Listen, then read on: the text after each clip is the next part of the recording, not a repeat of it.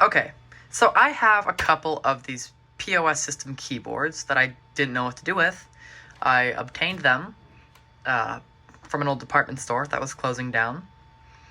And they're really nice keyboards, and they have a lot of extra space in them for where a magnetic stripe reader could go.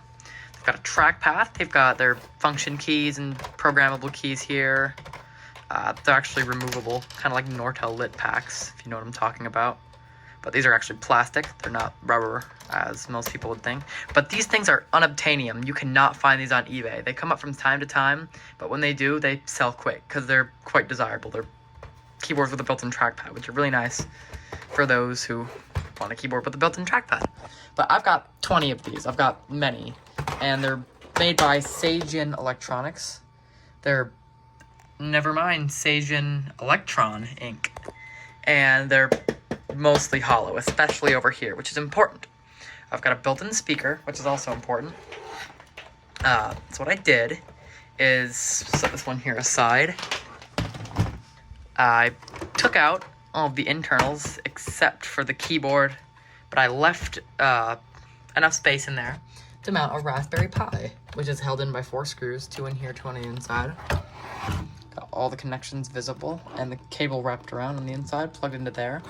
And I turned it in to a Commodore 64 with BMC 64. So if we go ahead and plug in, that was useful.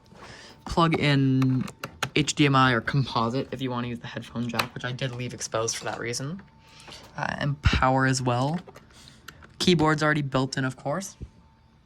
We plug it in and load up BMC64. Really quick boot time, actually. And there we go. Commodore 64 Basic V2. So what we're going to do here is load up a game.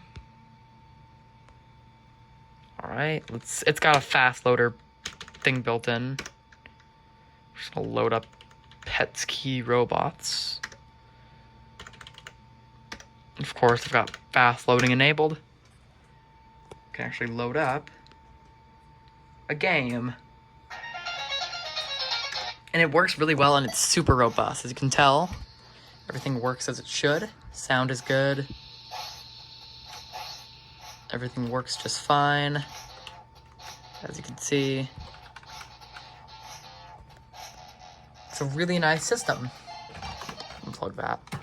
So, as I said, I've got the keyboard plugged in there. It's a standard USB keyboard, no drivers needed. And yeah, it's a really nice design. Everything's built in. And if I wanted to, I could take the SD card out and run like Raspbian or some other system on here, but it's really nice as a Commodore 64, because keyboards are already in a fucked up layout for the 64, and so is this one, so, you know, why not? I might do a more in-depth video about this later on, sometime maybe this week or this next month, but yeah, it's really something I'm extremely proud of. Yeah, so that's about it.